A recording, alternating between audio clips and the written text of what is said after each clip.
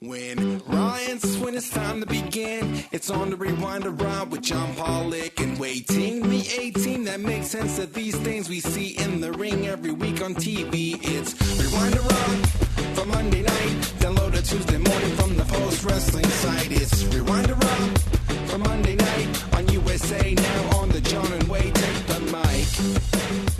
Welcome to Rewind to Raw. I'm John Pollock here alongside Wai Ting, a packed edition of the show as usual. Always a lot of news, always a lot to discuss. Wai, how are you? Doing pretty well. Yourself? I'm doing very well. Okay. Any particular reason? I had a modern medical miracle, but that's I've had this issue in I was telling you about this last week. I didn't know how much detail you wanted when I was explaining this to you, but I've had this pain in like the side of my neck. It's like not full on like in my throat, but more so to like the side. And it's just been this really aggravating issue I've been having. And it's just gotten worse and worse to the point I finally had to see a doctor about it last week. And they had to run all these tests on it. They couldn't detect anything. So I was kind of in limbo waiting for them to figure what would be next. And then later in the week, it hit just an ungodly amount of pain that I was in that I just had to deal with. It was like moving from my neck up to my ear. It was like this real bad pain, like this throbbing. It's like, man, I've got to figure out what is wrong here. And Sunday, it finally lessened, and today 100% gone. Really? Wow. This has been like, it's not something that this just arrived like a week or so ago. I've been dealing with this for like 6 weeks, and now all of a sudden after I saw a doctor, it's gone. So I don't know really what my next move is. I'm kind of hesitant to declare I've just been miraculously healed, but nothing. There's no issue at all at the moment. So I'm going to cherish my my newfound full strength on my health bar. I'm very happy to hear that. I was actually a little concerned for a time there. So hopefully this lasts.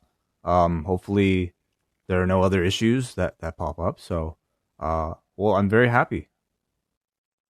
Well, thank you. That's what's going on with me. Nice weather out. Did you venture outside today? Yeah, a little bit. I mean, I headed out to Scarborough to visit my parents and had some lunch with them, watched some PWG at their place. So, do you always do this when you visit your parents? Always. Yeah, it's a daily routine. They sit down with me. We pop in old PWG from 6 years ago. Well, that's a great time period. So it's you could probably catch up with them. Watch a little Total Bellas and then right into Reseda, California. That would be a dream trip. Yes, the family down to Reseda to see PWG. Well, this is one episode of Rewind Away that I know that Wai's parents will be definitely downloading. I know they listen all the time to all of our shows, but this one I think they'll be just ready for Wai. Maybe Wai gave them an advance copy, perhaps. Oh, they've already seen it. They saw it before I did. Oh, okay. Well, then we're really just trying to catch up so your parents can hear our review of it, which will be coming out Tuesday night with the review of PWG 11 from July of 2014, which may as well be a generation ago in professional wrestling. It kind of is, but a lot of important players that are in the current scene, all congregating at the American Legion Post, highlighted by one of the more famous matches in PWG history, a guerrilla warfare match with the Young Bucks defending the PWG tag titles against Joey Ryan and Candice LeRae. Plus, we have Kevin Steen's farewell to PWG right before he would head off to NXT. Kyle O'Reilly defending the Evolve Championship against Chris Hero. We've got Tommaso Ciampa versus Rocky Romero. ACH versus Cedric Alexander. Quite the show that we will be reviewing Tuesday night on the Post Wrestling Cafe. It's basically, if you're watching NXT, if you're watching AEW, watching a bit of Raw, and if you said to yourself, man, wouldn't it be great if there's like an all-star show featuring the best people from all of these companies? That's basically what this PWG show from 6 years ago was.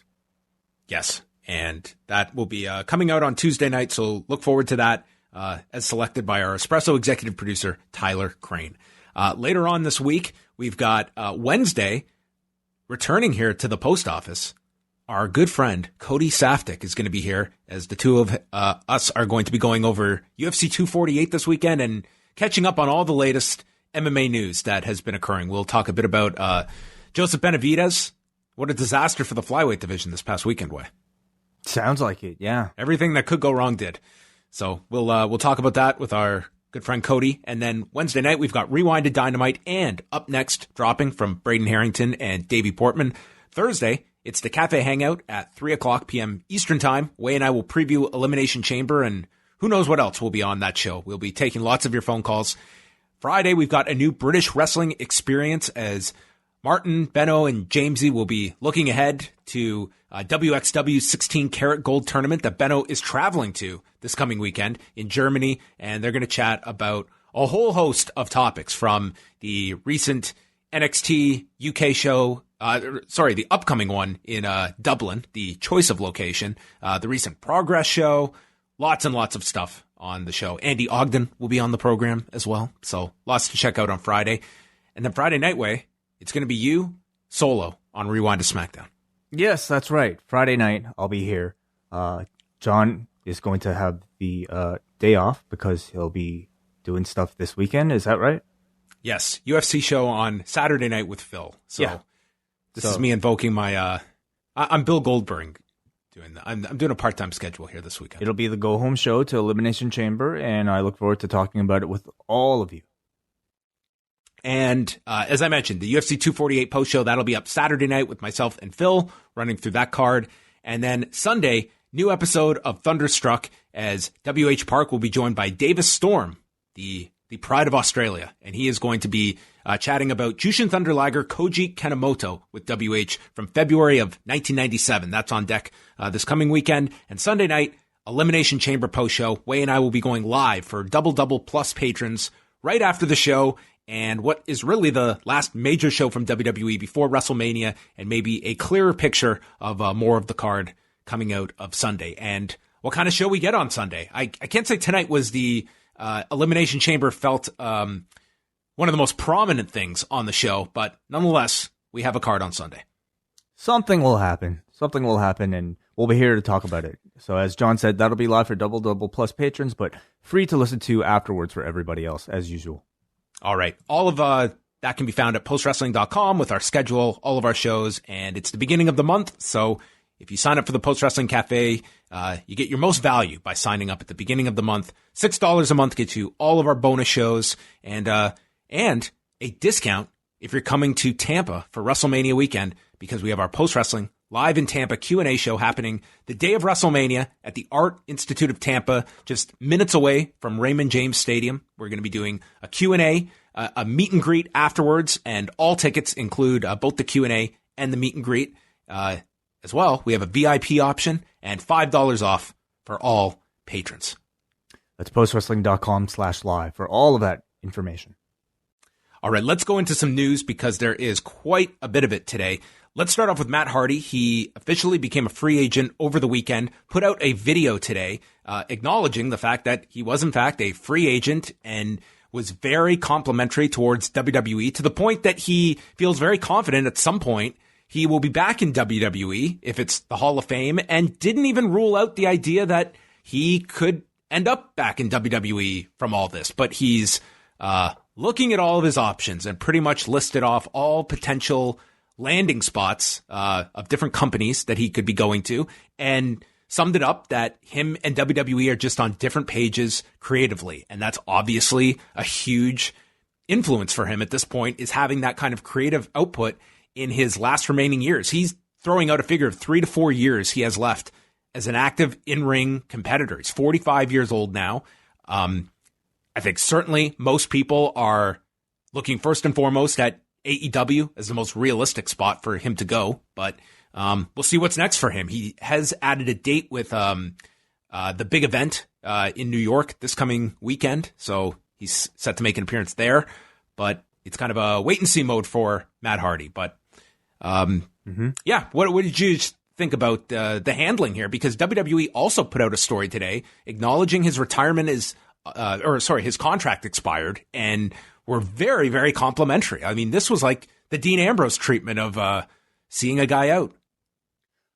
Yeah, I mean, I think it's always nice to leave on good terms.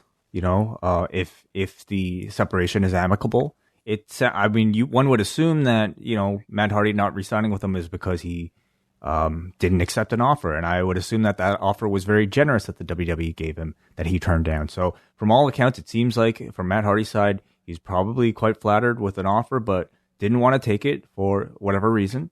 And it's always very nice to be able to keep those bridges alive, of course, because I'm sure he will need them at some point later on in his career. So it was. I wish more people kind of took that stance and like just left on solid terms, seemingly publicly. I think what's interesting about this one is that I feel like because it's Matt Hardy, you never know if he's just going to show up again next week on Raw. But I would say this with the combination of the WWE article, I feel like it would be a little too much. And it's also like Matt Hardy would be looking really bad. I think he would be really like, fucking over a good deal of the fan base if he just showed up. But then again, I mean, it's not the first time. The guy said he was going to go to ROH in that or in that Edge feud. Coming back to WrestleMania, he was, the Hardys were lying to everybody before they showed up at WrestleMania most recently. So I guess nothing's really completely off the table. Although I feel like with this one, it might be safe to assume that he's not coming back. It is, this is a guy that he's obviously like he's saved his money and can, there's not a lot of people I would imagine that can walk away from a big WWE offer. There's very few of them. That's why, Jon Moxley is such an exception. And Matt Hardy here, he's clearly like, this is something very important to him to be able to go elsewhere. I would look at it that to me, it's, I would be so stunned if he went anywhere, but like to me, it's WWE or AEW. I would be so surprised to see him anywhere else for any sustained period of time. To me, if you're leaving WWE, it's got to be somewhat of a lateral move when it comes to just exposure, relevance, and somewhere that you can still make a good amount of money, which AEW you can. Tony Khan was asked about Matt Hardy in a scrum after Revolution over the weekend, and he said no comment. And I think, obviously it helps him, the fact that there's some mystery as to, who the Exalted One is and the storyline that he's building. But at the same time, if it wasn't Matt Hardy, he could have just said it's not Matt Hardy to avoid people being disappointed. So maybe there's. But that's the old adage where they deny it, and that's supposed to be, oh, that means he's coming in, and that's what people would totally be saying. He could have said anything. Okay, exactly. And I think you're in a no-win as Tony Khan in those situations where. I mean, what are you going to say? You could be truthful, or remember, CM Punk could not have been more clear. He was not showing up at All Out, and what did everyone say? It's like, of course, yeah. There he is. He's coming in. The mystery is fun. The guessing game is fun. Let's just enjoy it, and he shows up wherever he shows up. Yep.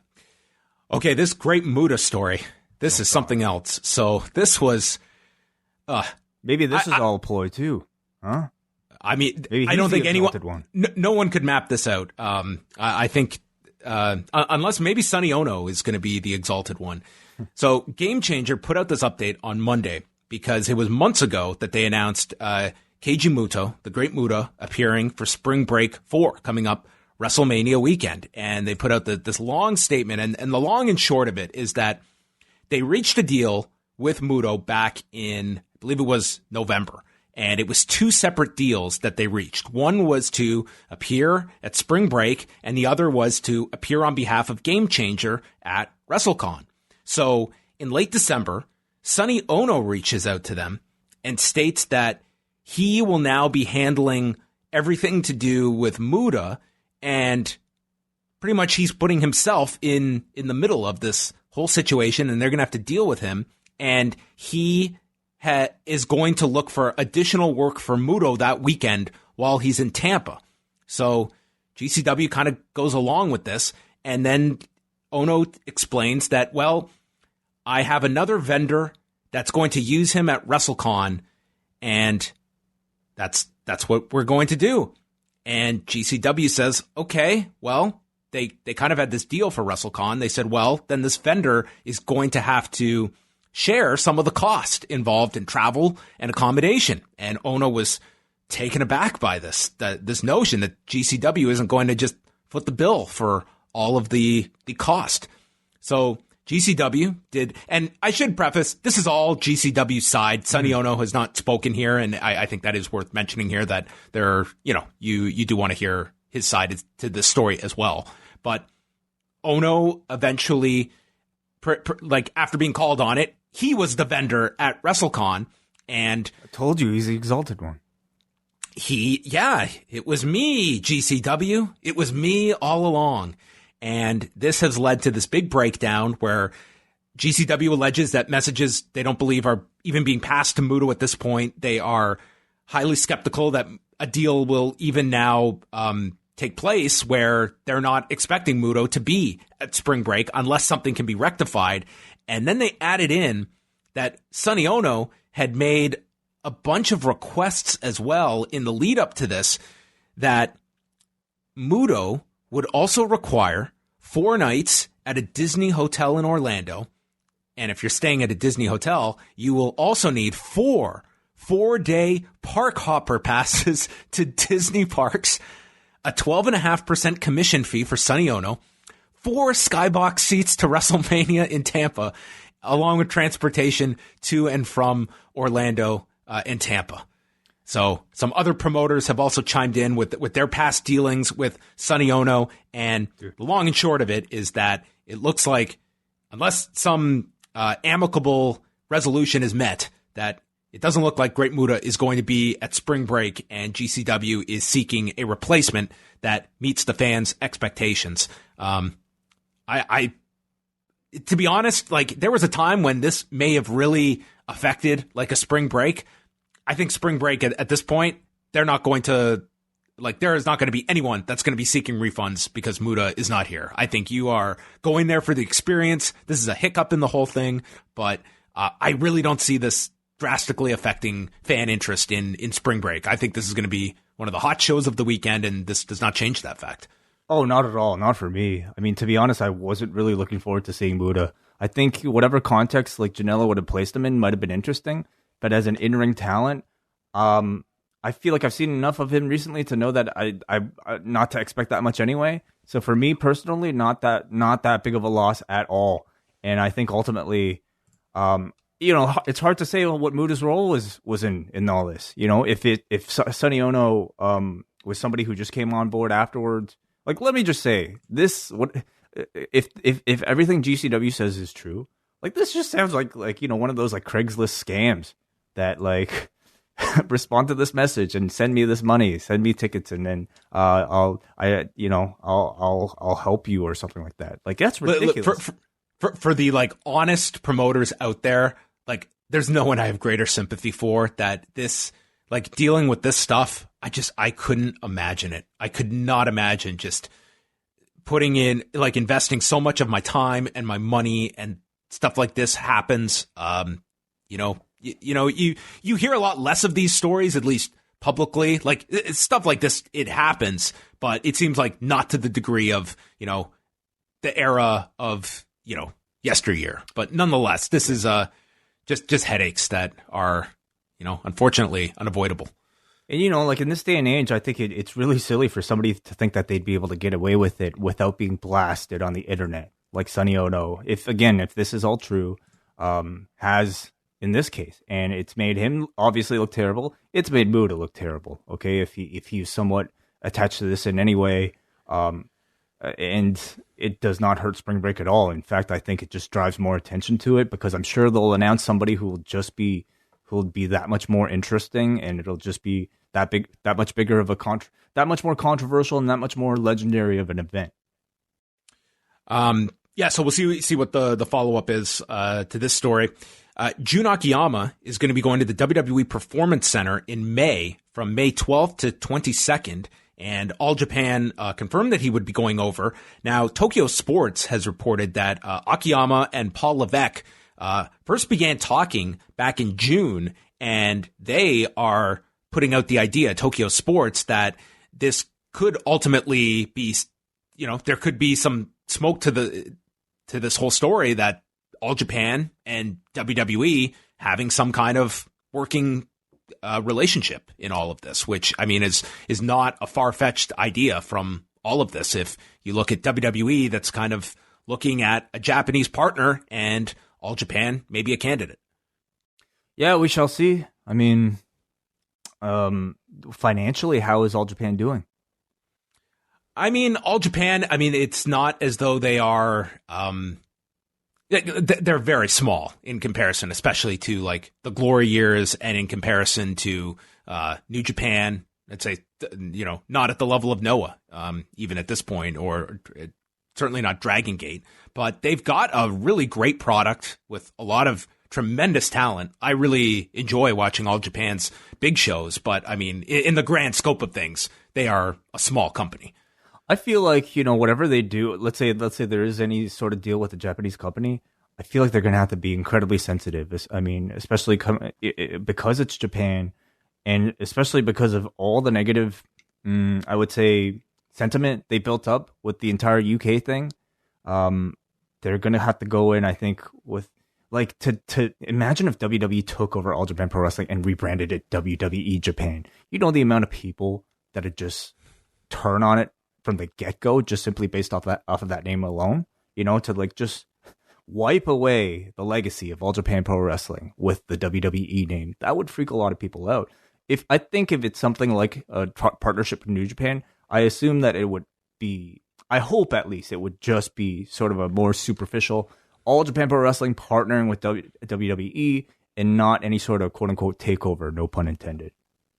Yeah, and I mean, it would follow the trend that we have seen of, Japanese companies that are being purchased by, these large companies that can pretty much these giant parent companies from, with New Japan, with Bushiroad, Cyber Agent owning Noah, like Stardom now in the mix as well, being purchased by Bushiroad. It would like follow that trend of these companies that realize that we have to have, a large company backing us. And that is what WWE would represent to them. But how would the public take to WWE coming in and, culturally, what kind of pushback they would receive? Difference is, all those companies that you mentioned are now owned by other Japanese companies. And it's, I think it would look very different. I mean, if it was like, I still have to think like, why does WWE want in on Japan so bad? You think? Riddick Moss in the Champion Carnival. Oh, God. But like, what really is in it for them? Like I know in the UK, they initially went there to stop World of Sport, or at least partially, to combat that. Certainly I can't see them. Like, I don't think going into UK was really to farm talent, because none of that talent has made its way over here. They have more talent than they ever need. What's in it for them to get Japan? I think that it would, like, I would not be that high on, like, yes, it's more like WWE planting its flag in another part of the world. But I mean, you look at NXT UK, and it's like, look at the years it's taken for them to get on to traditional television in that market with that product. It took them 3 years. In Japan, I mean, like, New Japan was just able to get a primetime slot on Friday night. And look at like the difference in market share that New Japan has there. I mean, to me, it's the television money. To me, is that really going to pay off for the amount of resources you're going to have to put into another satellite company that, yes, you may be able to just, it runs on its own because you've got the infrastructure in place, but what are you necessarily buying, and what is the ultimate value that you're getting out of this? Like, I see it from All Japan's perspective of having that security and having that kind of financial backing that a WWE presents. For WWE, I just look at all the different avenues to address at this moment with your business. I don't know if I'm in like spending mode right now to go dedicate resources to another part of the world at this point. And I think like WWE getting into Japan, I think that's hardly a guaranteed success. Absolutely. Yeah. I mean, I don't think it makes sense from that perspective. I think Japan is that much tougher of a market for them to crack into. Could it just be a guest spot for Jun Akiyama? Maybe that's it. Well, again, like this is, Tokyo Sports is not stating this is, a done deal. They did get a quote from the president of All Japan, who was kind of vague about it, that he pretty much said, I haven't decided on anything, but I mean, it didn't shut down the story either. And this may ultimately be, I mean, more so it's just looking at, okay, Jun Akiyama is going over there, but how deep are these talks beyond this? And if they started Akiyama and Paul Levesque speaking back in June, I mean, who else are in these conversations, and what is being discussed? So there is a lot of speculation to this that ultimately may not turn into anything as well. Maybe Triple H is just geeking out. He just wants to hear Kobashi and Misawa stories. That could be it. Yeah. Asking them about their library. Oh, I wonder if John Laurinaitis will be a part of all that. He could. Maybe he gets sent over to All Japan and revives his fame over there. Yeah, who knows? There's this project that's being launched called KAYfABE. It's this new pilot series that's being led by Gail Kim, Christy Hemme, and Lita, Amy Dumas. And they have launched a Kickstarter. And did you get a chance to watch this trailer, Wei? Did not watch the trailer, no. So it's this new, female-based wrestling series that they describe as 50% story, 50% in-ring action. And the description here, it is an edgy, racy, cinematic television series about a female-led professional wrestling startup. This shows a dramatization and collection of female stories inspired by real-life events. Now, if you watch the trailer, this is a highly produced trailer.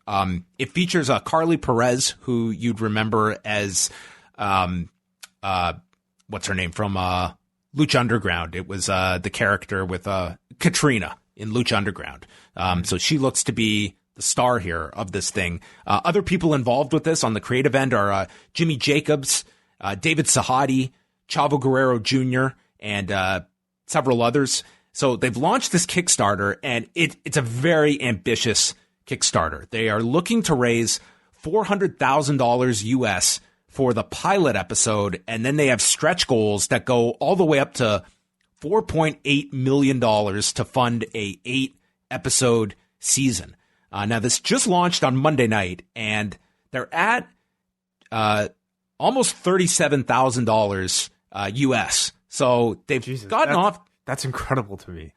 Well, I mean, I know it's really far from the goal, but the fact that they even got to that amount is insane to me. Well, the key to getting to that, they have 2 backers that pledged $10,000 each. Now, I'm gonna take a educated guess that those are not just average fans that are donating $10,000. You would imagine those people have some vested interest in this whole thing. So you take out that, it's a lot of low numbered, lesser pledges, obviously. It's a huge amount to try and hit. It's a very well done trailer. And I think that the concept, it seemed to have been met very positively from people that have seen it. I would have to hope that, if they don't meet their goal, which they have to fund this by April 7th in order for the funding to go through, I would think they're ultimately looking for investors for this thing so that this thing can see the light of day. It sounds like it's been something that's been planned for a long period of time. They've been developing this. It's a very professional looking, Kickstarter with a breakdown of costs. The production is very high end. But yeah, it's a very ambitious project if it's just relying on fans. I think this is ultimately going to need significant investment behind it. Yeah, good luck to him, because I don't know, wrestling. I mean, wrestling and Kickstarter can often result in great things. Look at what Chris Charlton's done. But I'm just reminded of the Wrestling Retribution project. When it comes to a TV series, you know, it's very different from releasing a book. When you're talking about amounts that high, I feel like you certainly have to have a track record, and these people certainly do. But do they have I guess, like, I don't know. I'm a little bit skeptical, but I haven't even seen the trailer yet, so maybe I should say. Yeah, it's it looks like a cool idea, but it's one that I think people even that many years ago have those memories of Wrestling Retribution Project, which actually did get shot and just it was never released. Just nothing happened of that, and that was over 8 years ago that thing went down. I remember that.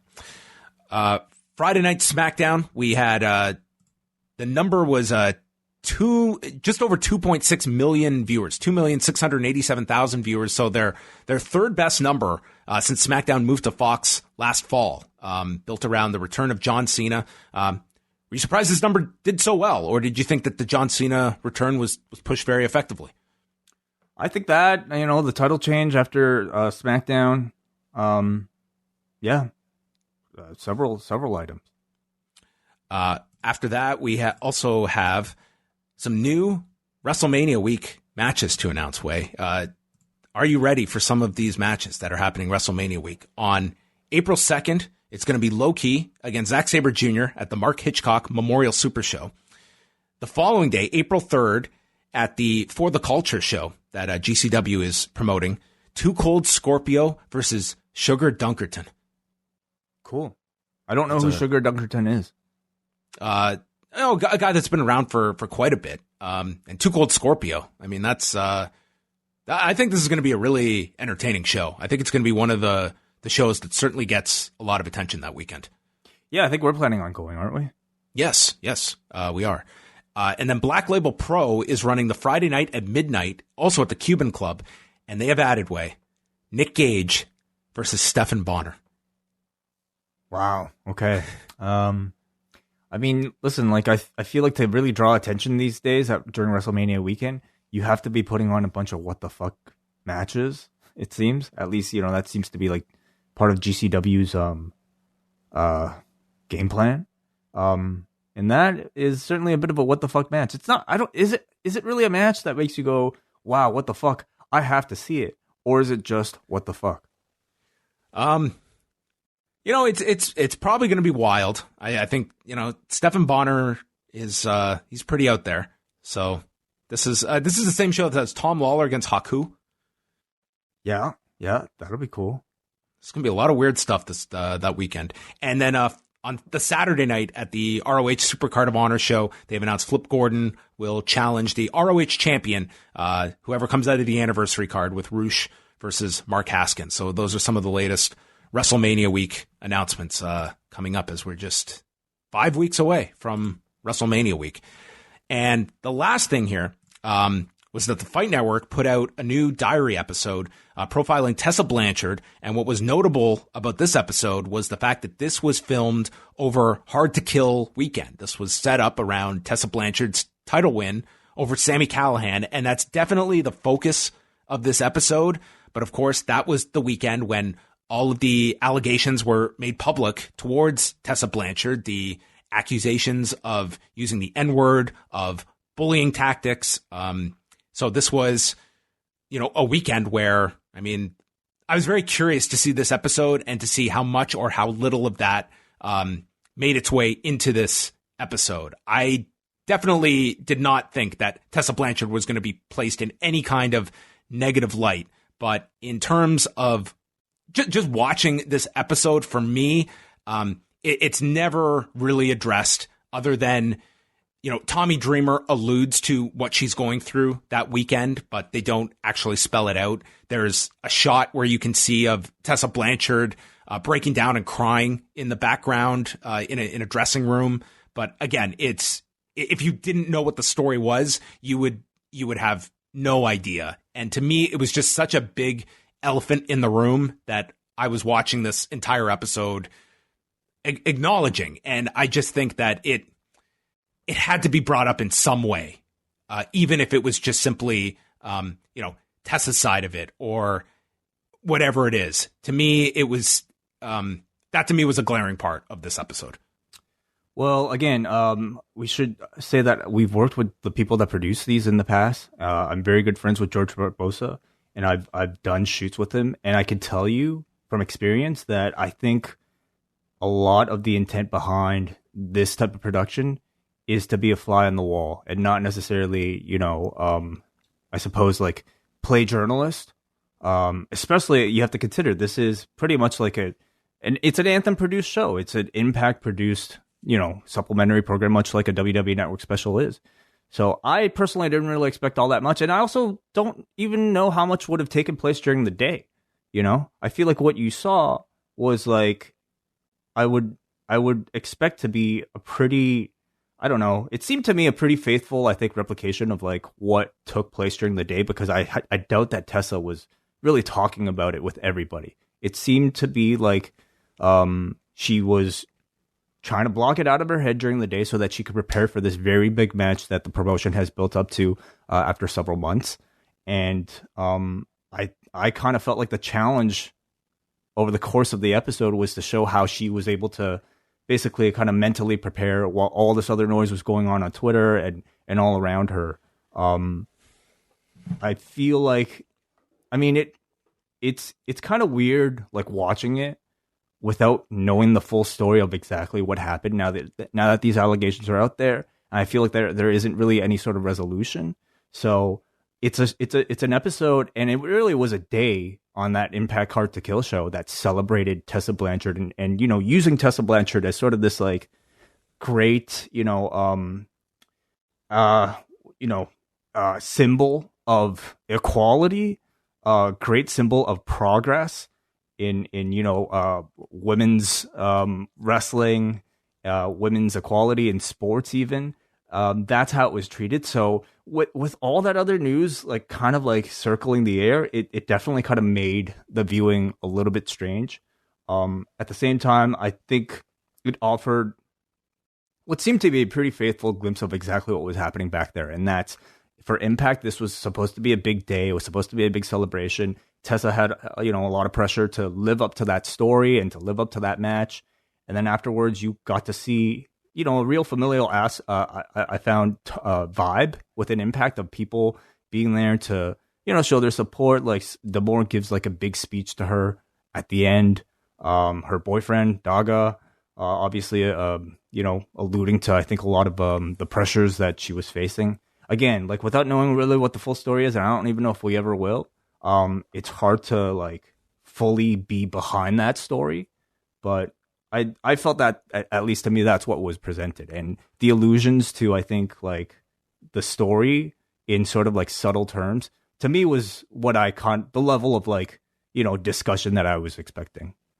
See, the one side of me looks at it that here was a much better forum than issuing a statement on Twitter for Tessa to address it in her words. And even if it was something where it's an interview they do with her removed from this weekend, where obviously it's a very chaotic time, and it could at least address it, because as you've mentioned, like, the story is not fully known. Like, we have seen, we've seen like multiple accusations. We've heard Tessa's statement. It's kind of in this weird limbo phase.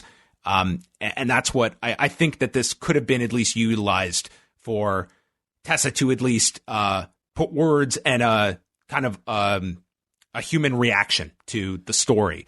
Now, the other side of me looks at it. I don't think they were thinking that big for this project.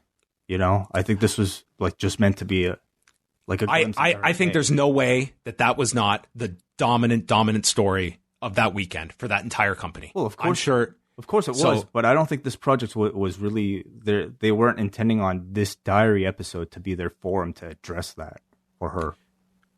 Nor do I know if they even have any say, because they seem to be treating it like it's her personal issue. I don't know if Impact has said anything about it. Well, that brings me to my next topic, is that, Impact made the decision that weekend. We're going ahead with our plans, despite this negative publicity, and we're just going to ride it out. And here we are, almost 2 months removed from it. And I've got to say, did Impact make the wrong decision? Like, what kind of harm have they done to themselves by just sticking to their plan, moving forward? I think in time, I do feel Tessa Blanchard, this story is going to, she will have to revisit it at some point. But for Impact, I can't even necessarily say that just ignoring it is their like a bad option for them, because it's not like it's this prevalent story that people are still talking about these many weeks removed from that. There's also not that much discussion to be had. You know, it's not like we have like any more like morsels of information that have come out. I mean, that's just sort of like the nature of like news and you know, the thing is, okay, let's say they didn't put the belt on her, kept the belt on Sami Callihan.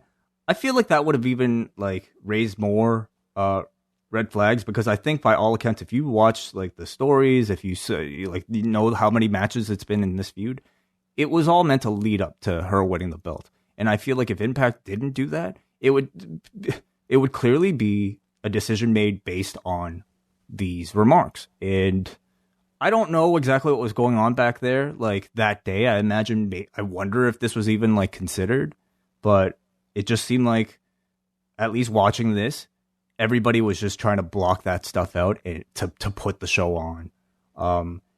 I mean, this far later, I mean, I would argue that things are different. Like, I don't know if people are celebrating Tessa as sort of this, like, you know, this person that needs to be signed by like WWE or AEW, like, you know, this person who really is bringing back women's wrestling, the better version of Becky Lynch. I'm not really hearing that discussion anymore. No, and that all did cool off after this weekend, and that, you know, that's the thing. This episode, it opens up like this is this historic, groundbreaking moment, and I don't think that's how the audience treated it. Yeah, and you're right. Coming out of it, remember before that weekend, like, and for weeks leading up to that, it's not the biggest story in wrestling, but there was lots of like, you know, when Tessa Blanchard's contract is up, and will Impact be able to retain her, and like that to me. That will be interesting when her contract is up. Like, what is the demand for Tessa Blanchard? Is she removed from this? And yeah, I think it certainly has cooled off that aspect of things. Yeah. You know, like if you're tuning into this to see some sort of like big, maybe like her answer to everything that's going on, I think you'll be disappointed.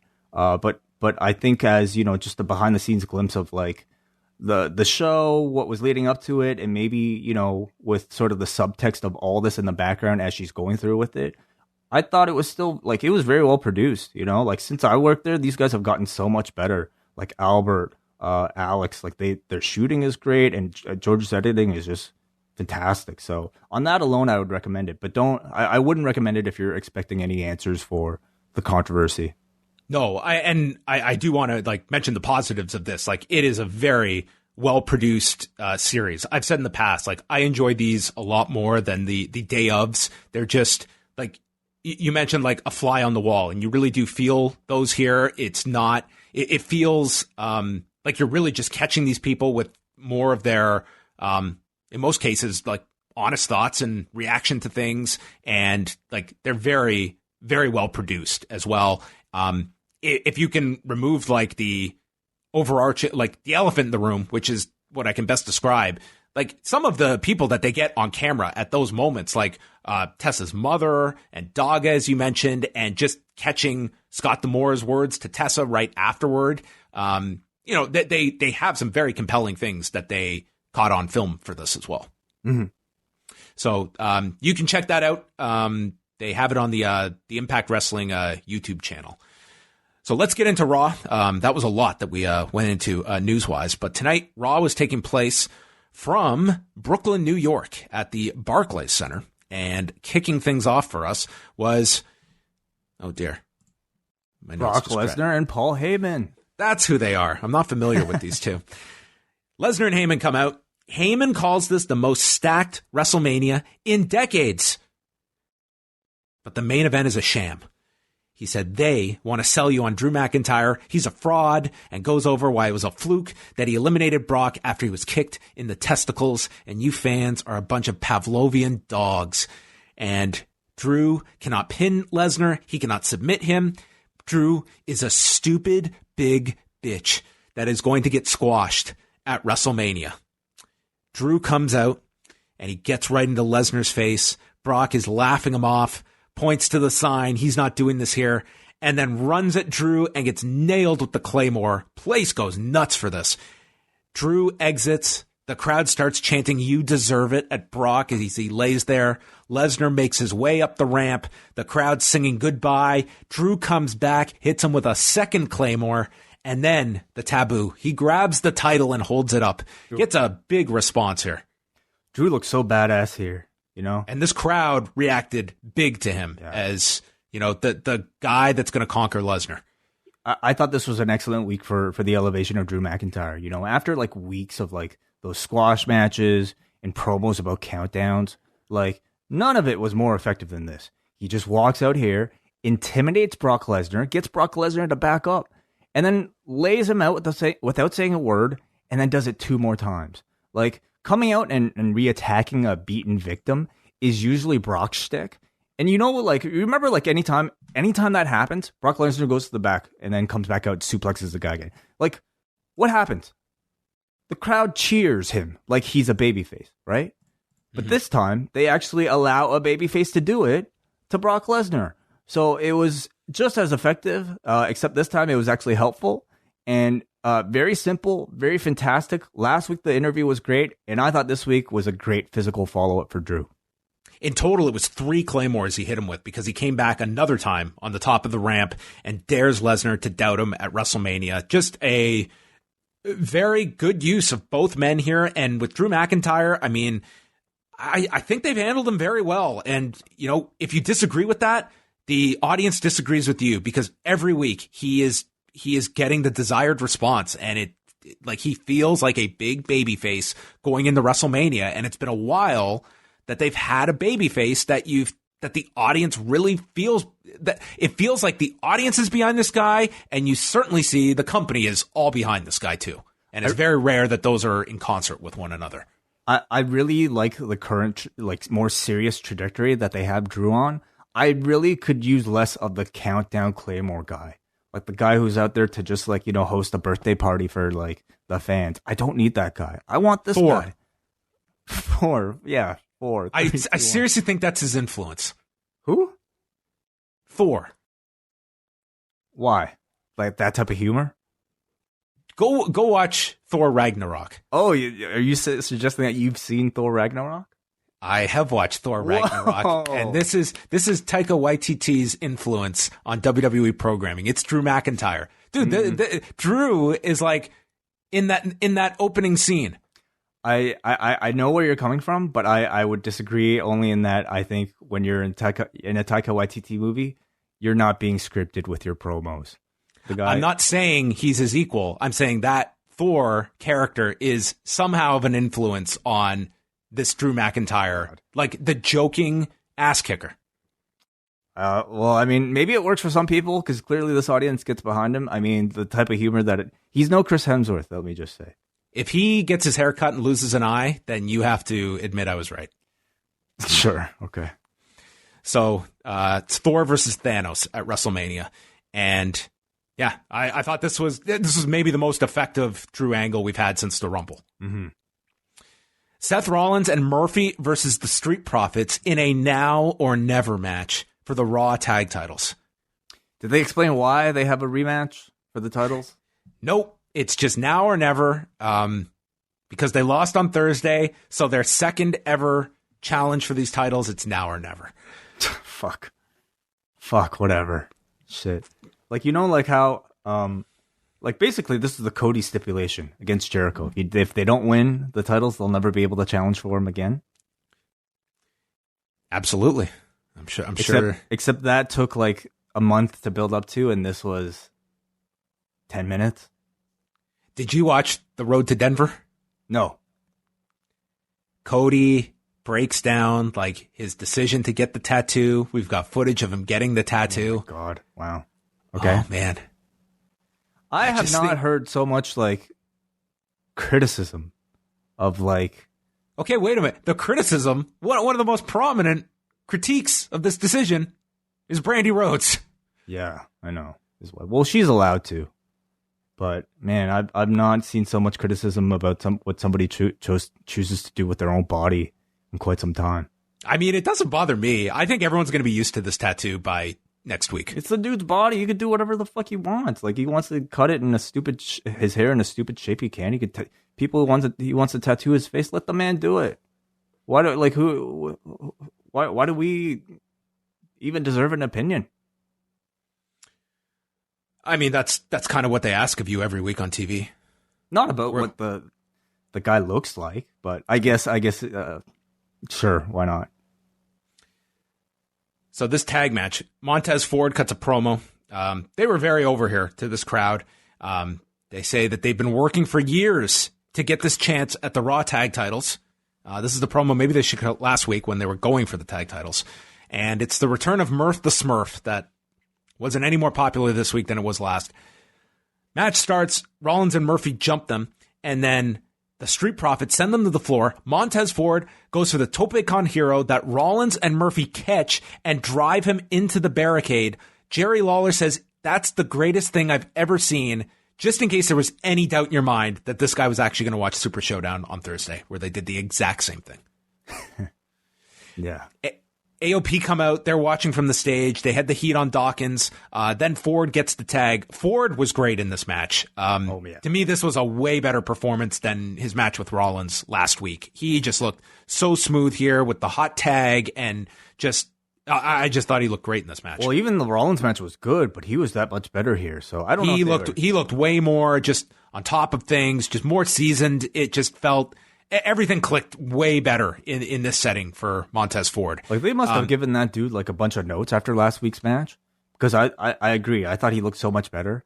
Like, they probably just told him, like, jump as high as you can for as many moves as you can, because every single one of these moves takes advantage of that incredible vertical leap. You know, whether it be a crossbody or a moonsault or an enziguri, did a kip up here.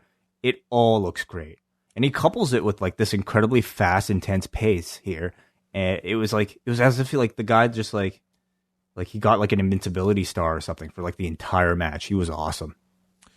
So it culminates with AOP walking down the ramp, and before they can even do anything, they get ejected by the referee. And with the referee dealing with AOP, Kevin Owens runs in, stuns Rollins.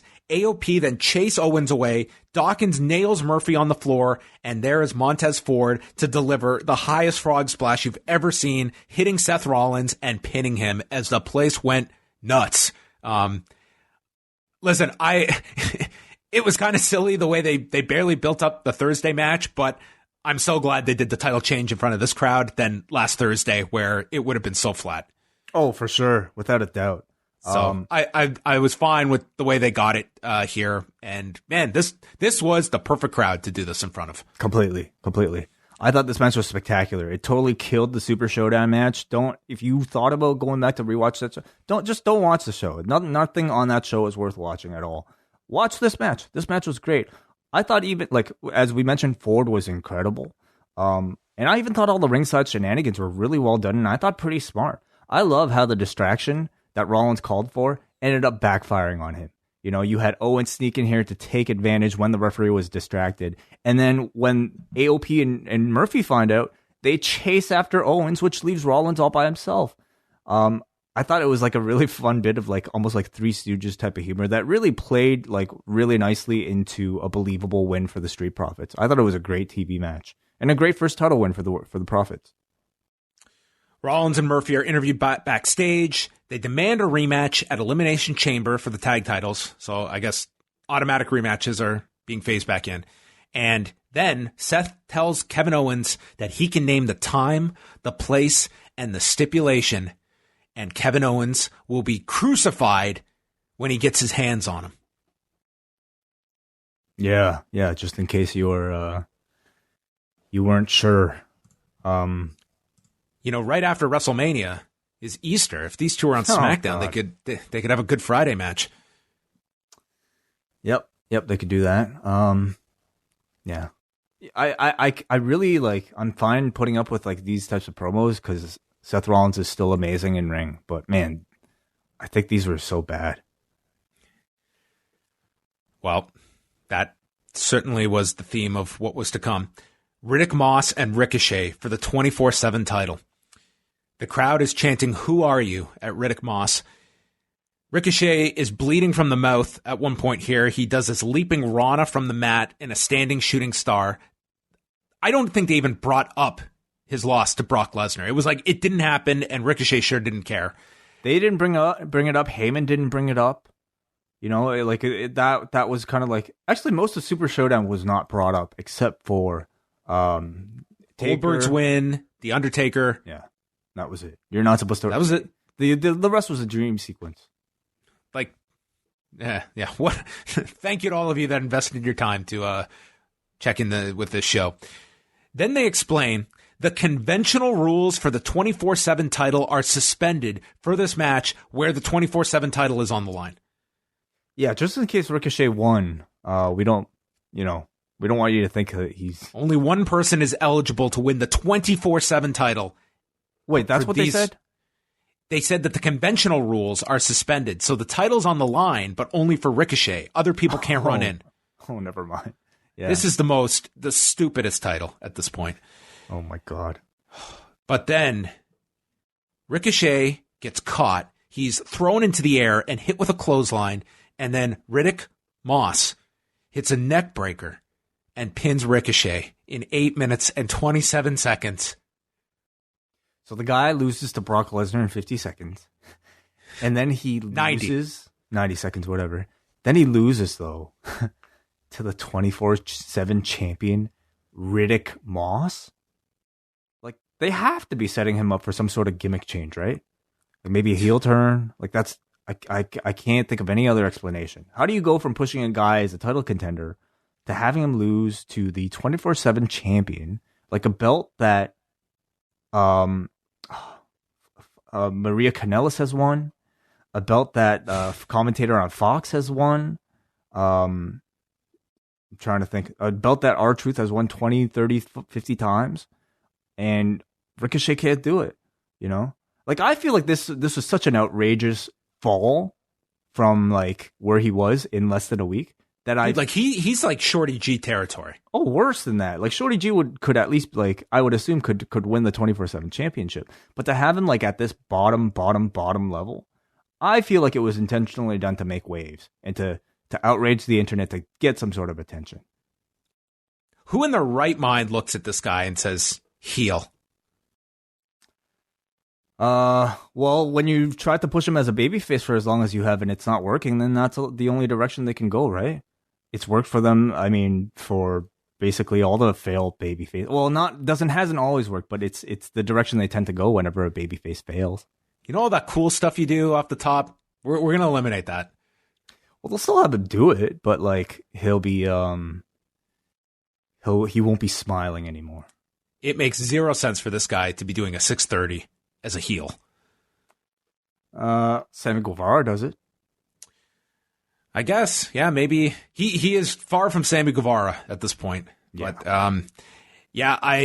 that's my only explanation, is that they are just trying to go rock bottom with this guy before they rehabilitate him. Unfortunately, the precedent has been there many, many, many times that once you drive a guy into the ground, unless it's some remarkable character change, the audience just sees you as that low-level character, and it's just a lateral move from a low-end babyface to a low to mid-card heel.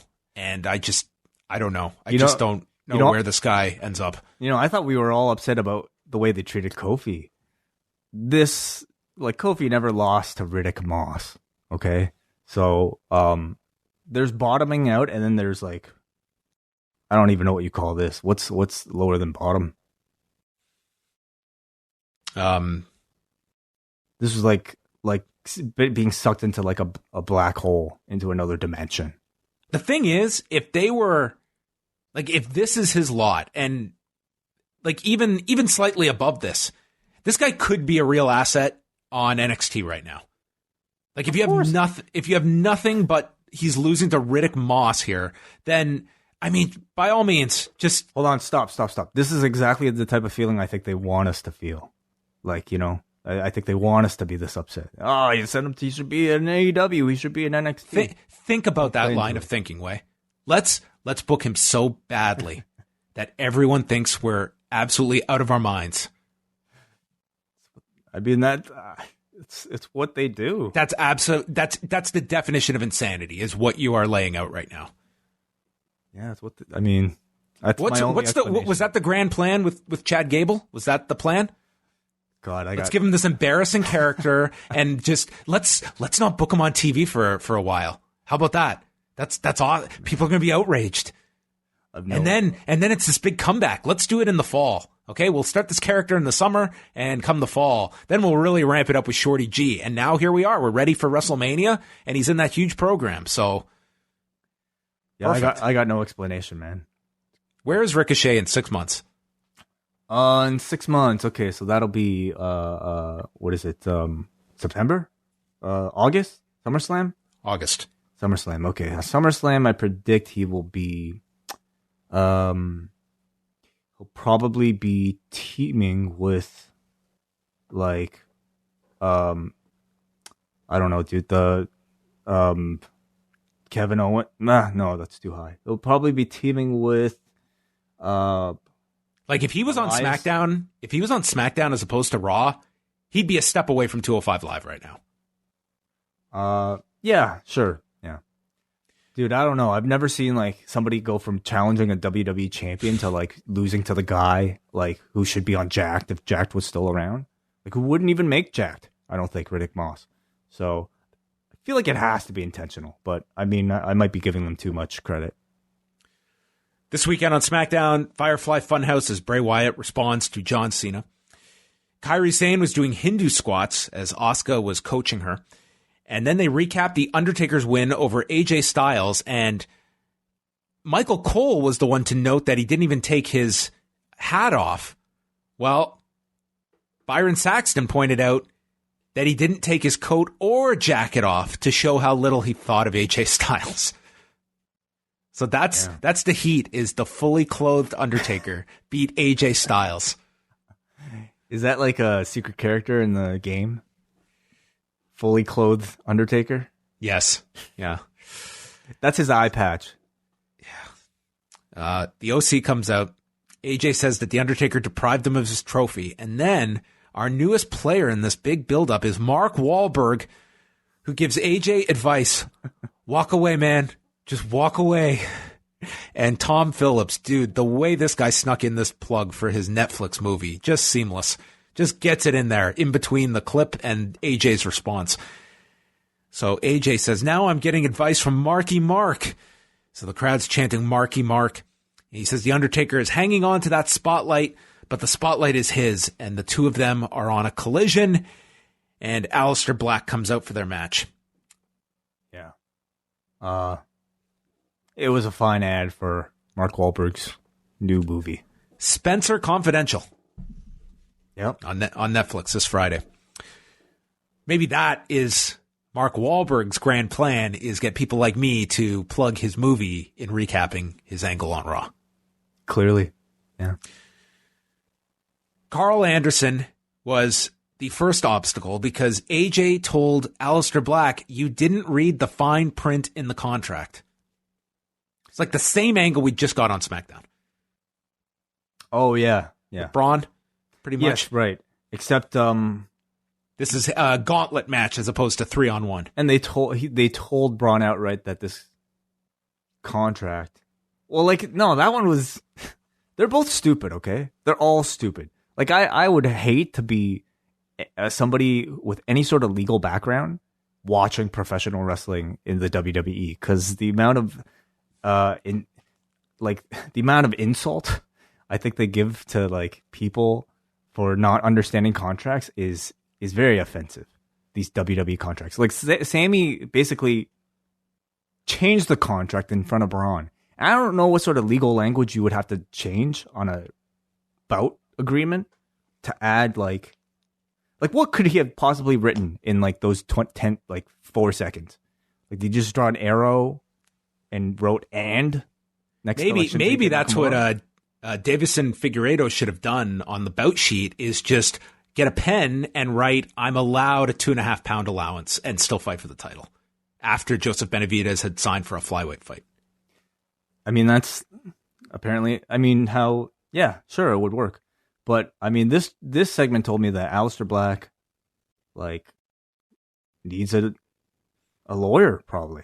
He needs some legal representation, or he read this contract in the room, in the dark.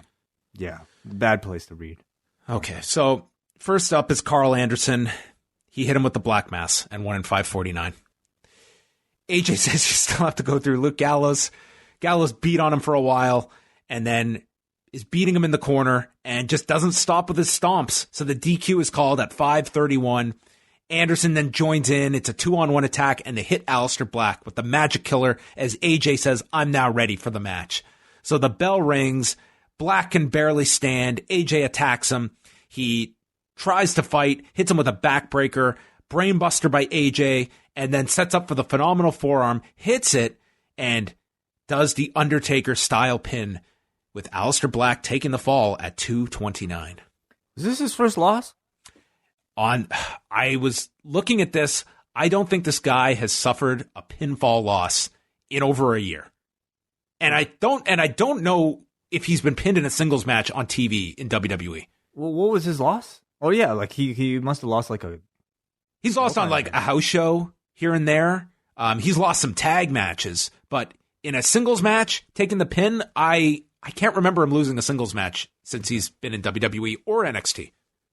Well, if you had your hopes up for some sort of AJ Styles Aleister Black match, obviously I think you would have been very disappointed.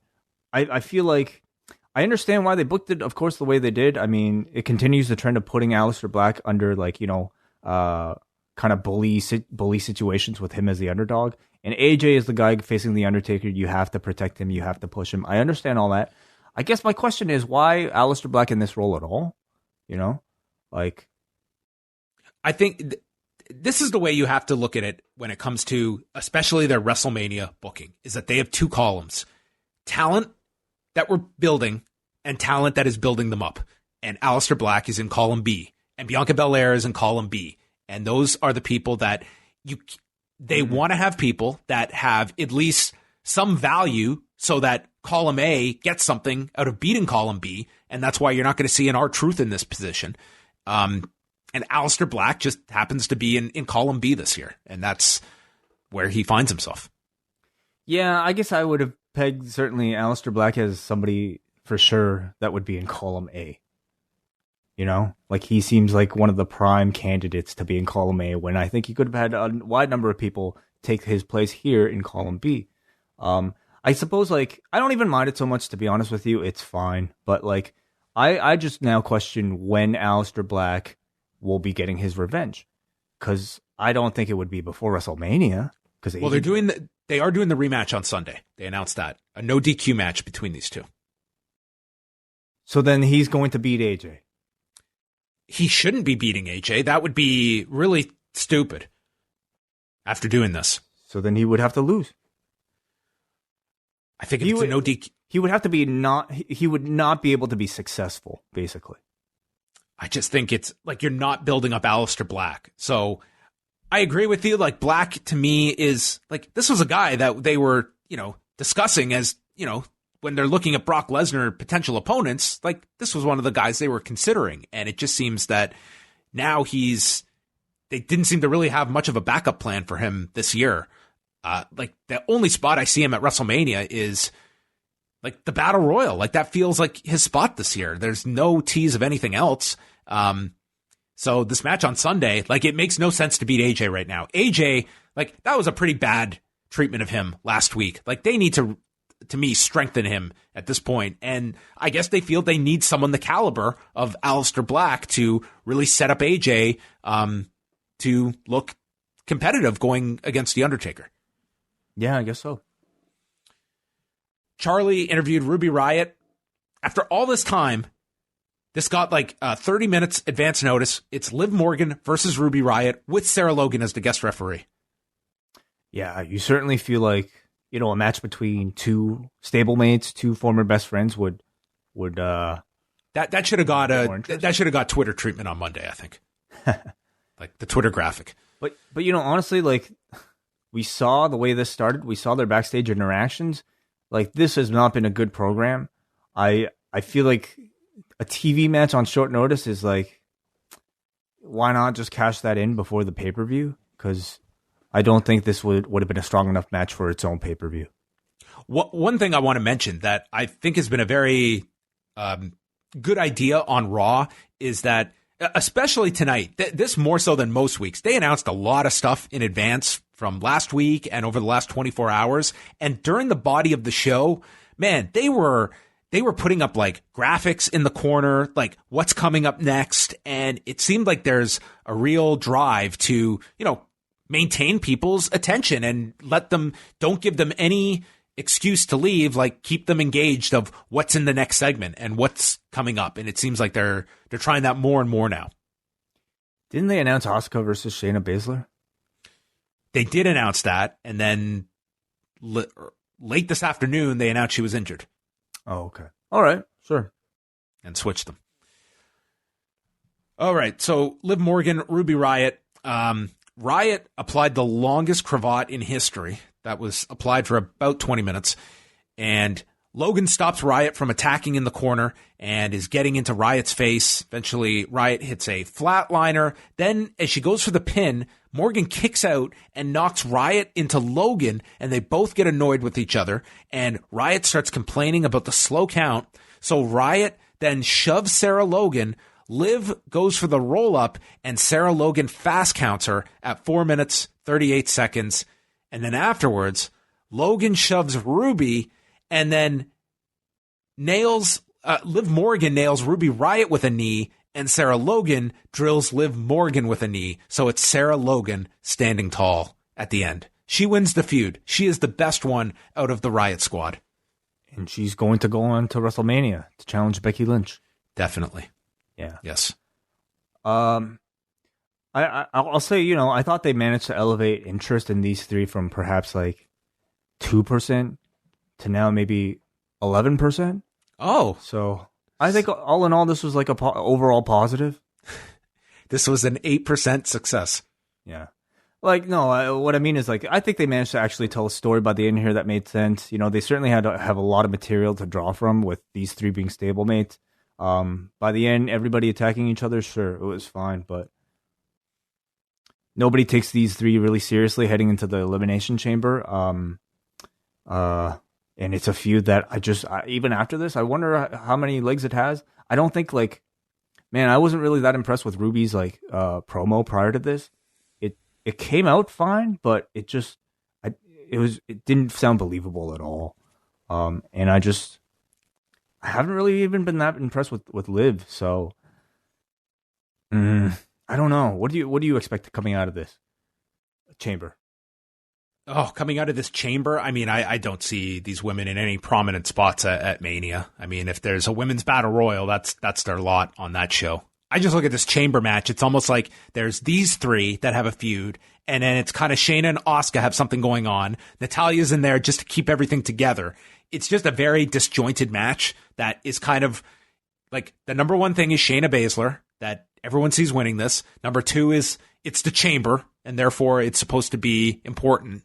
But beyond that, I think it was really a mistake to not just combine the Raw and SmackDown women into one match. 3 and 3. And you have multiple storylines, and you would have had the better match, more contenders, potential outcomes. Like, you could argue that Shayna, maybe something happens and a SmackDown woman wins. You could go a different way, or just have Shayna dominate. But I think that would have been a way more compelling match.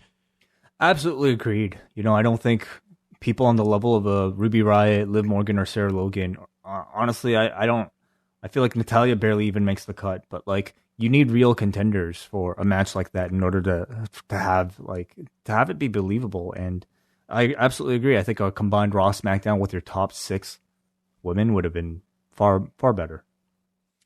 They recap the Orton Edge feud and promoting Beth Phoenix's appearance tonight for the update. No Way Jose runs into Eric Rowan. He says, "Hey, what's in the cage?" Rowan says, "I've been waiting for someone to ask me that. Here it is. It's a spider." This is a giant tarantula. It was like the biggest tarantula I've ever seen. But yeah, that was it. That was the reveal. That was the thing that Rowan stuck his hand into that bit him several times.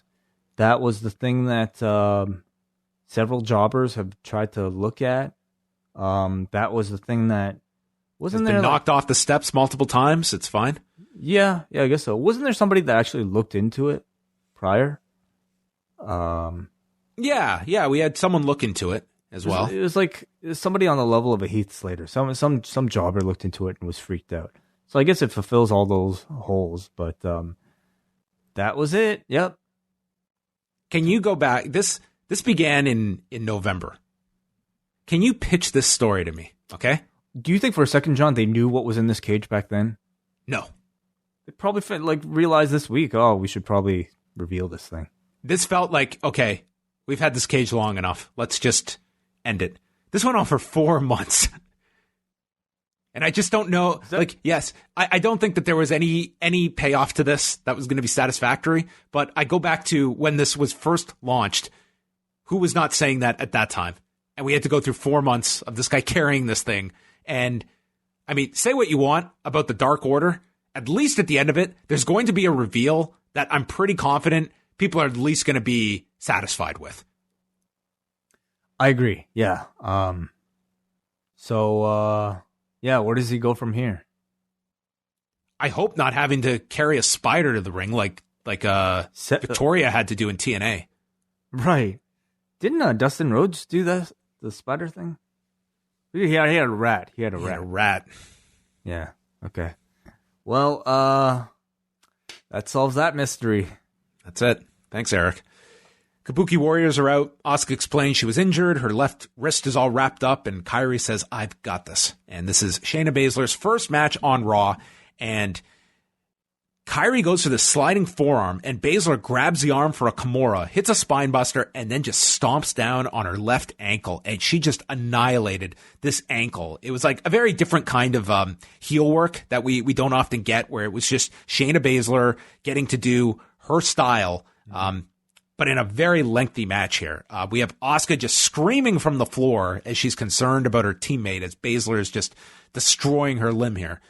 Becky comes out at one point and just joins commentary. She's got this crown on. She was like, wasn't it? I don't know if she... No, it wasn't. Yeah, he's got a... I don't think... This was like this giant thing that Jerry wouldn't have just been holding around, but... She called herself the King. Yes. Which, I mean... I thought like the fur coat looked awesome. The sunglasses looked awesome. She looks amazing in a crown. She basically was here to save this segment, I thought. Jerry should have said, is there not a nickname that you don't want to get sued over? Because I won't hesitate, Becky. She did have a good line at the end saying that Shayna's the only catch wrestler that doesn't want to be caught. Wonderful line. That was a good line.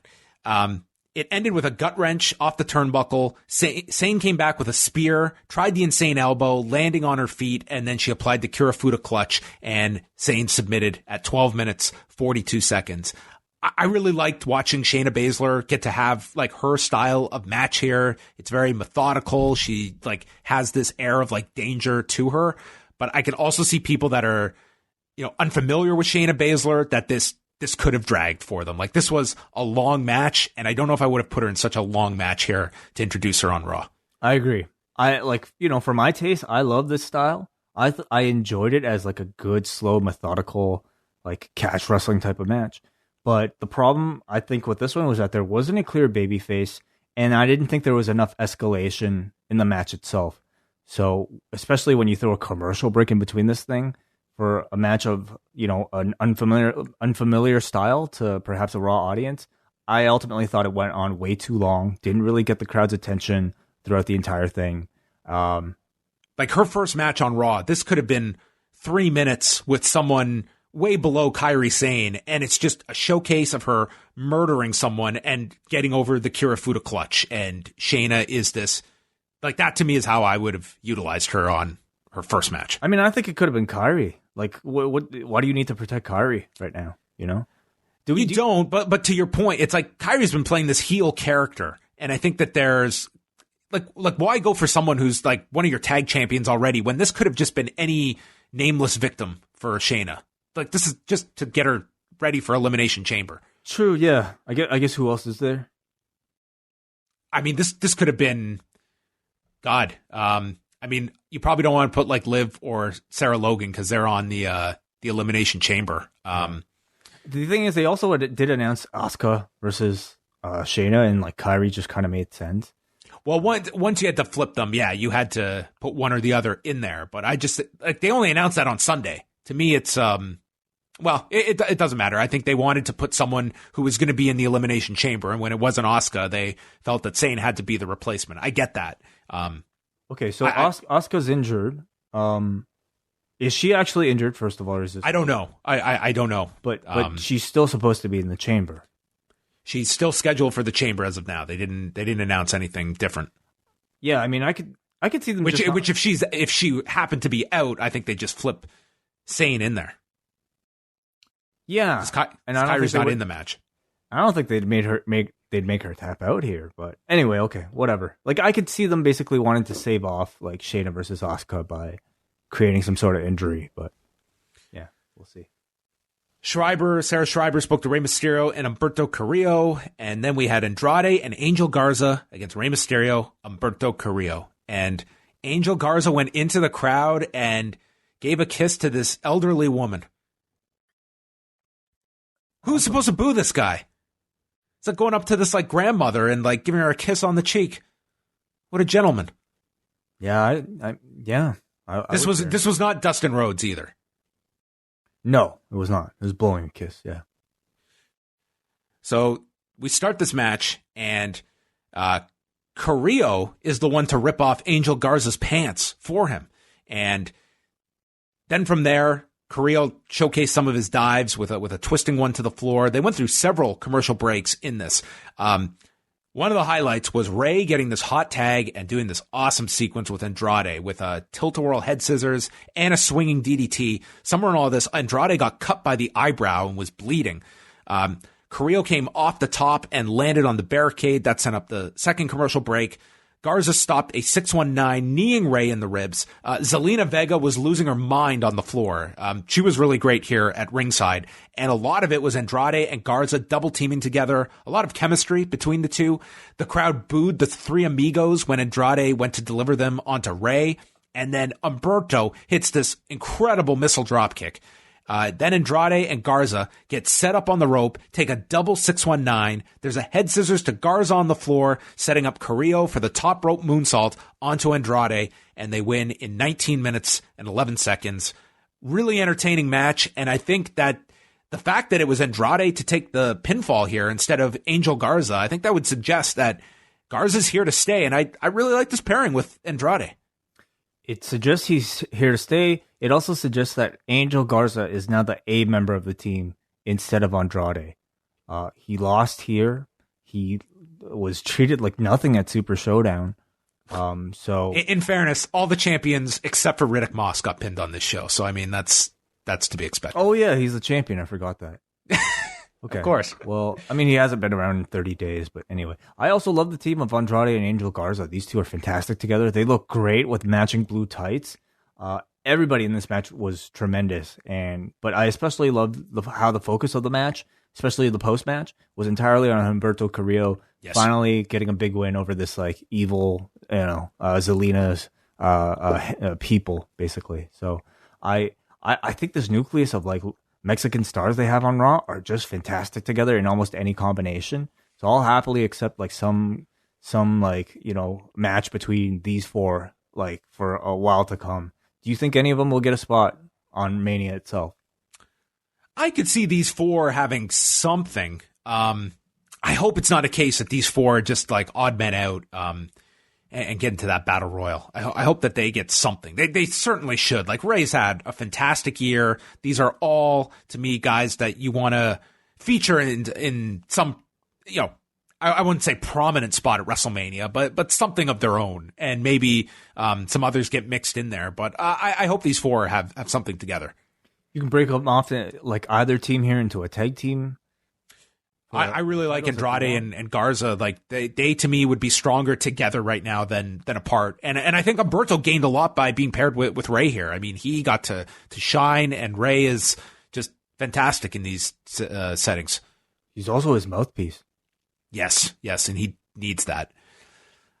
So this is where they officially announced Street Profits, Rollins and Murphy for Elimination Chamber, along with the no DQ match between AJ and Aleister Black. And that takes us to the final segment with Beth Phoenix coming out for a medical update on her husband, Edge. But before she can reveal the update, Randy Orton comes out. He walks slowly to the ring. He attempts to hug her and gets stopped. Then he offers his hand and is turned down, and Beth calls him a son of a bitch for what he did to her husband. She explains that she's a wife and a mother to their children who deserve their father. And this crowd, they're chanting, I won't say all of them, but enough of them were chanting RKO here. Heartless. Well, that's what we all expected.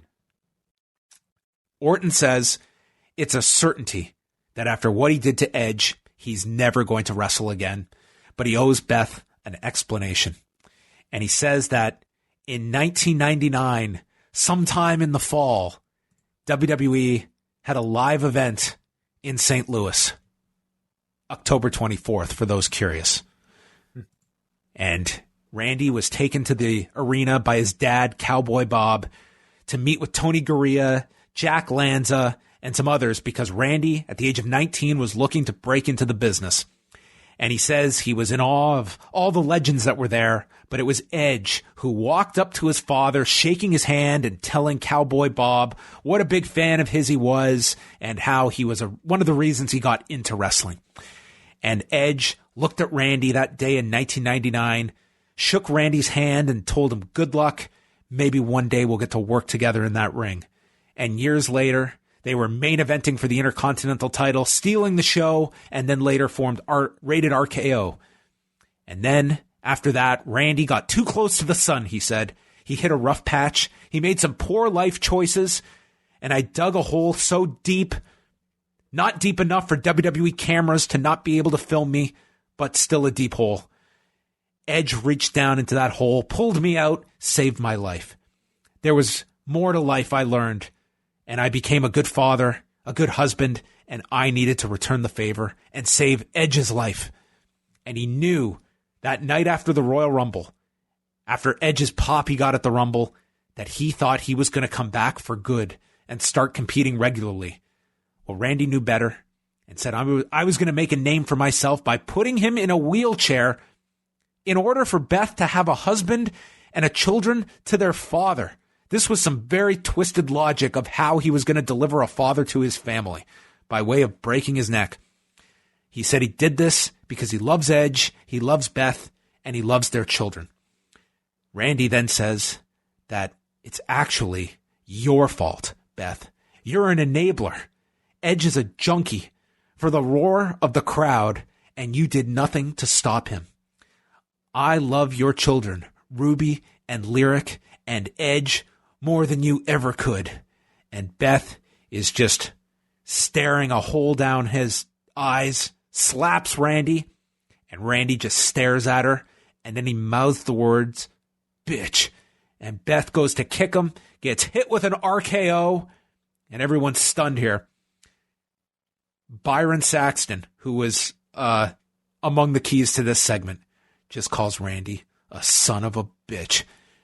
As Randy leaves, the trainers come out.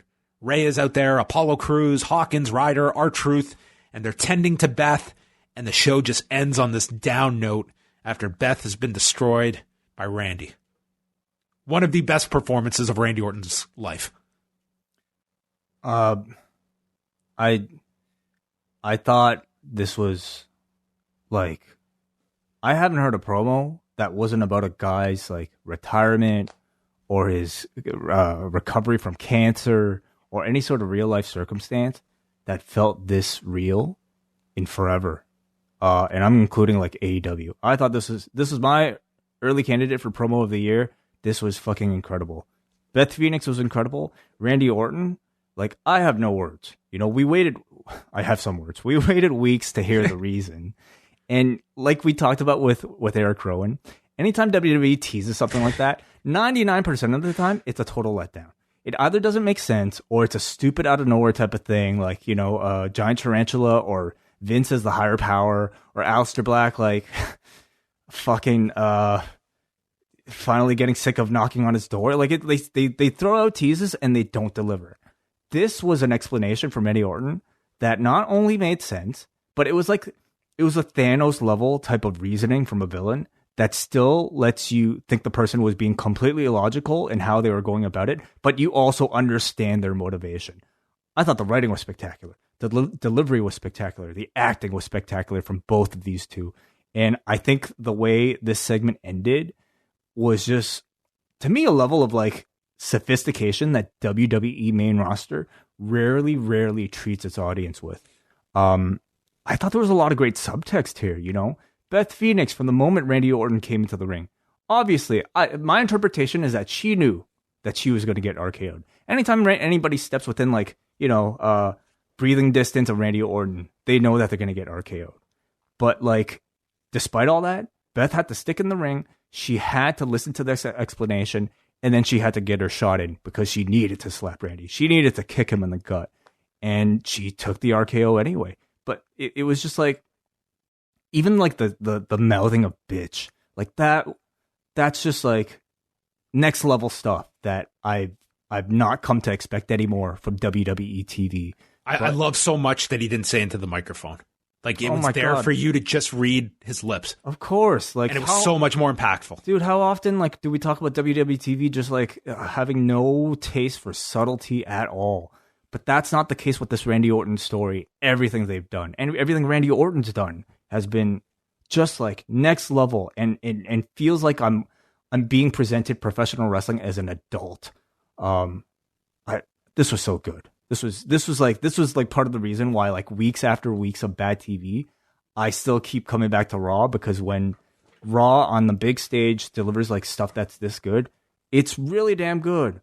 So, man, I can't say enough great things about it. It was an awesome segment. Randy Orton has been the star of the WrestleMania buildup. Like, to me, this has been by leaps and bounds. Like, they've done very good with Drew and the buildup for Brock. But this, to me, has been by far the best program leading into WrestleMania. Randy Orton is at a level that it's just so clear when he's, like, dialed in and really engaged in something. And I think the reason that this felt real was because I bet you a lot of this stuff that he brought up was legit too, about this meeting in St. Louis in 1999. Like, whether he took some creative license, I bet you there was an air of legitimacy to all of this. I don't even doubt that probably happened at this legit. There was a house show in St. Louis that Edge was on. I could totally see this happening. It's you ground the promo in reality, and then you take it into whatever fantasy you want to, because by that point the crowd's with you.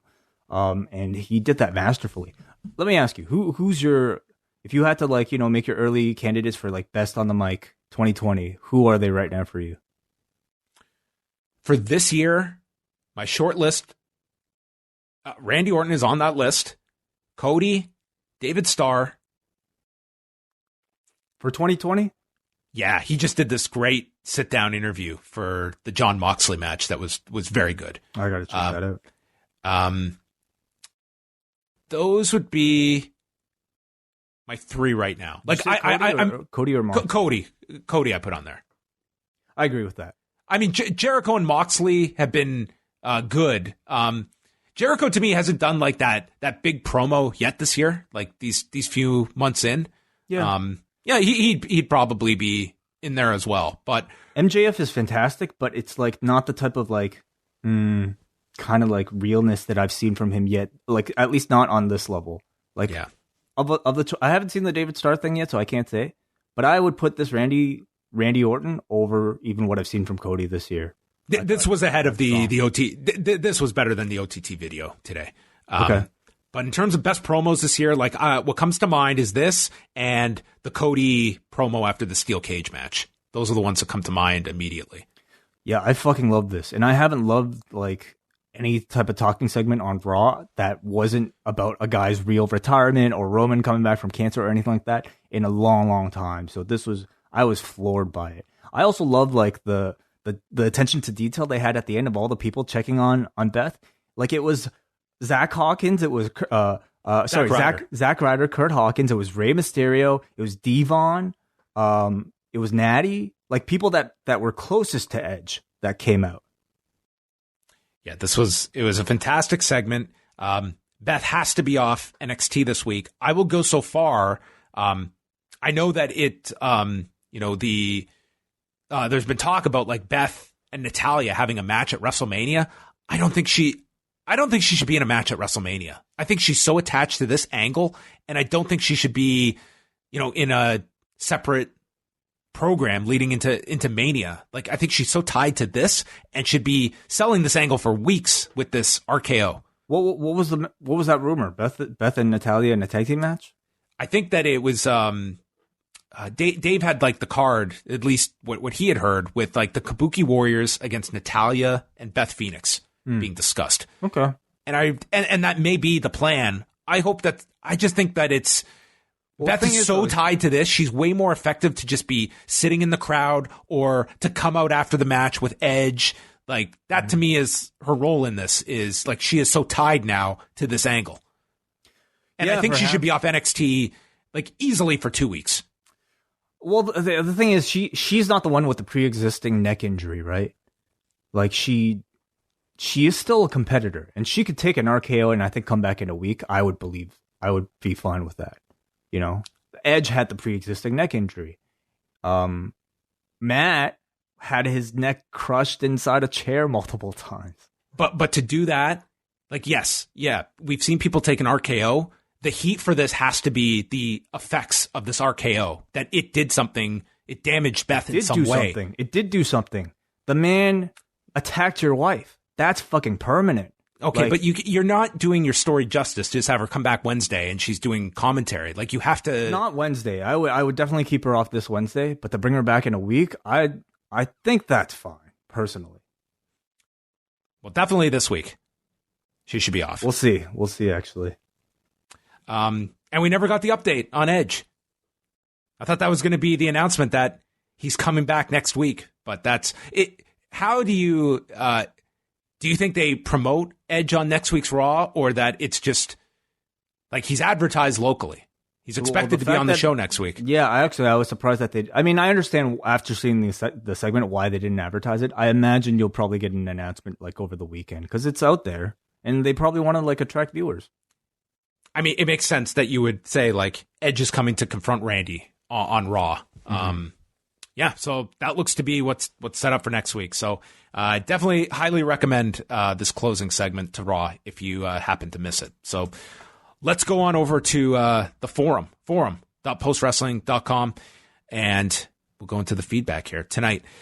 On a scale of 1 to 10, you gave the show a 6.45. And we start things off with Paul from New Jersey. The now or never tagline completely telegraphed the Street Profits win, from challenging for the most important championship of all of wrestling to losing a 24/7 title match to Rick Moss. Ricochet is truly a riches to rags story. Bait and switch city in the BK. You think you're going on a date with a good-looking soccer mom, but you end up with a hot Carl on your chest. AJ looked like a tool, and Aleister Black loses his first match on the main roster. Who exactly did this help? Riot Power's explode angle died a death in front of this crowd, and Kairi's tap was bad. I tapped out after that match. So glad I did not attend live. All right, we got Andrew from Cape Breton who says, Spider cage, shown to Jose while backstage. Built for months, to our dismay. At least he's not Ricochet. Look out, that was a spider cage. And that's your out, Brandon, for your clip. That's it. I'm not reading the rest. I can't sang for this guy. I'm so glad you took that one and not me. Chris from Pennsylvania. This show started and ended hot with a weak second hour holding it back. McIntyre was so over tonight. I really worry about the many things that can kill his momentum with 4 more Raws. I mean, they've been doing pretty well with him. I think some optimism is required. Third hour tag was a lot of fun, and the Street Profits got a huge reaction despite some questionable build over the last few months. Negatives would be whatever the hell they're doing with Ricochet and a bit of a dull Kairi Shayna match. 6.5 out of 10. Nas from NYC live at the Barclays Center. The turnout surprised me given the fears of the coronavirus hitting the U.S. I bet the show was way better live than on TV. At least the ending segment was great, though admittedly I wish they hadn't made Beth look so weak. Maybe it was just me. 7 out of 10. Carl from Cambridge. Raw has been a great show to sit through lately. It must be said, cast your minds back to about a year ago. Their roster back then was severely lacking. that they could barely fill a 3-hour Raw. They've done a great job at addressing these issues, particularly with the male talent. Look at the level in that tag match alone. Mysterio, Humberto, Andrade, Garza. It's absolutely stacked now. It's a much better show than what SmackDown is, in my opinion. And what a reaction the Street Profits got for the title change. Keep Montez Ford in this division for another year, I'd say, and then put the machine behind him. Absolute star. It's very true. I mean, like, look, you know, we've talked about what a streak I think AEW is on. I would very much at this point classify Raw not to be at that same level, but it's been a number of very good shows and certainly vast improvement from, I think, where it was several months ago. So, yeah, Raw's been great lately. Alex from Portland says, that's got to be Randy's best promo ever. The build-up for the RKO was phenomenal. Nobody but Randy could pull that off. I really hope a giant spider isn't the actual reveal for Rowan, but I can't see myself caring about it being something else. This feels typical WWE. Build something up for months, but have the reveal come across like it was thought about earlier on in the day. Serious question, was that the original idea? That the writers even have a reveal in mind?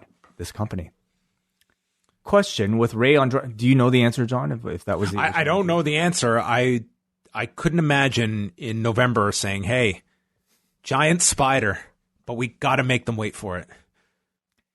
But again, like what could have been, like there was no great reveal to this from day one. Then why do it? That would be my question. It's like, what did this ultimately achieve? Like, yes, people are naturally going to be curious. What's in this thing? That's human nature. But you need to have something that's worth the wait. And I don't think they were ever going to have something that would satisfy people. I mean, what? Marty Scurll was going to climb out of this? I mean, there was nothing that was going to satisfy people. Yeah. He says, with Andrade, Garza, Ray, and Carrillo all being part of the feud with each other over the past few months, do you think the four of them would be any more over collectively if instead they formed a faction? I don't think so. I kind of like them being separate teams right now. I do like the Andrade Garza pairing with Selena part of that as well. You have Andrade, who I think at the moment is a very natural heel. I would say Angel Garza right now is excellent as a heel as well. I don't see the same for Humberto Carrillo or Rey Mysterio, so I don't see how that would necessarily work. All right, let's go to Brian from New York. Between SmackDown and tonight, we have 4 hot matches at the top of the Mania card. When he's on, there's no one like Randy Orton on this planet. The best villains truly believe they're the hero, and the detailed explanation tonight and the execution down to the RKO hit the spot. They've set up Edge's big return to be a phenomenal moment, and there's not much more they can do until then. The opening segment was also extremely well done. Heyman out there calling McIntyre's Rumble moment a fluke, and putting him down had all the makings of a Ricochet conclusion if there wasn't an equal response. Luckily tonight, they were ready to give Drew that. Quite a response from the Barclays crowd to the second and third Claymores. They've done a great job getting McIntyre to the main event level. With both these feuds, it'll be tricky to keep the momentum going over the last 4 weeks, but for tonight, they're certainly on the right path. Noah from Vaughn says, one thing that stuck out all night was the atmosphere of the show, or lack thereof. As someone that's watching AEW regularly and Raw infrequently, it's so jarring tuning in and having the crowd be so quiet for most of the show. Just curious how much of an impact the crowd is for you guys when watching these shows, because for me, I feel that it really impacts my enjoyment of the show. I mean, they popped really big for Drew. They got really into the Street Profits winning the tag titles. I mean, the main segment, that's not a segment that's designed to get a big pop at the end of it. It would have actually ruined it to me if they all went crazy for the RKO and didn't have sympathy for Beth. I thought the subdued reaction actually enhanced that moment at the end. But at the end of the day, it's a 3-hour show, and you're always going to have the lulls in Raw. And there was certainly a number of them on this show. I hardly thought this was a perfect show, but those 3 segments in particular were strong. I didn't think the crowd was necessarily bad on the show at all. No, I thought they were pretty, into the things you would expect them to be. Yeah. They were. Outside of like Shayna Kairi, because it went too long, I felt like they reacted pretty well to everything. Actually, I felt like the crowd didn't sound that great for a lot of AEW Revolution, when I thought like they would have reacted way bigger for like something like Cody MJF. And I have heard from like live accounts who have said that like the atmosphere was incredible all show long. For some reason, that didn't necessarily come across to me during some of those matches outside of that tag team match. After that tag team match, and then beyond like Orange Cassidy and Pac, like I didn't feel that same level of heat for Cody MJF that I was expecting, nor for me the main event. But I mean that could just be my ears. But I thought the crowd reacted as perhaps as I would have expected for Raw, and at least not to the point that I would have critiqued it for being a quiet thing. I rewatched that tag match over the weekend. Me too. It was the first thing I did after going back home. And I never do that. Neither do I. Yeah. That match is even better the second time. Yes. Because it's really hard when we're doing all these notes and stuff. There's just stuff I miss, and it's watching it without having anything to have to jot down and stuff. I enjoyed it that much more, and I loved it on the first viewing. It really is one of the. It's probably one or two for me this year in terms of match of the year. It's one for me right now. Yeah, I had Okada and Ibushi at the top of my list going into that, and that there's some match, recency bias going on here too. I mean, it was just the weekend, so ask us in December. Yeah, we'll see. It was a phenomenal match. Let's go on to Stu from Liverpool. He says that I enjoyed, based on what others have written, it would be polite to call some of the other offerings a mixed bag. Beth and Randy were fantastic in their roles. When you get Orton like this, it's compelling TV. And while Beth was never the worst on the mic during her full-time roster days, she has performed on commentary. You can tell she's added an extra element to her speaking performances. Credit where credit is due for WWE here. Seemingly the best segment is the one that people will go away and remember. No doubt something they've been targeting recently anyway. Finally, we got Adam from the street who simply says, I loved how Beth did not do her pose as she came down to the ring.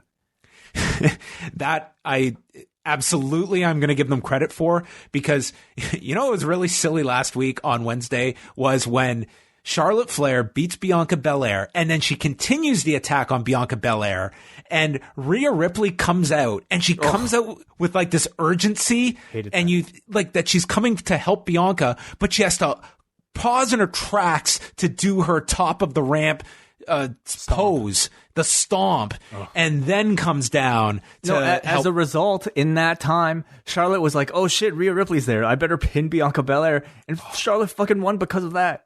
It looked so silly. So stupid. So thank you, Adam, for bringing that up. Also, that's a note to Ricochet or what's his name? Aleister Black from last week too. Remember the guy who was beaten half to death but still had to come in, sit cross-legged? That type of stuff is really stupid. So I'm glad Beth didn't do it.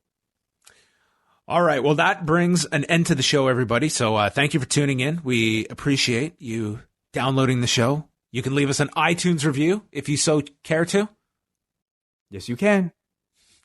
Wai and I are going to be back Tuesday night. It's PWG 11 from July 2014. It's available on the High Spots Wrestling Network if you go back into their archive. And we look forward to chatting about that for all the members of the Post Wrestling Cafe. So that's it. Wai, you have the final word. Let me think about a good final word. Bitch.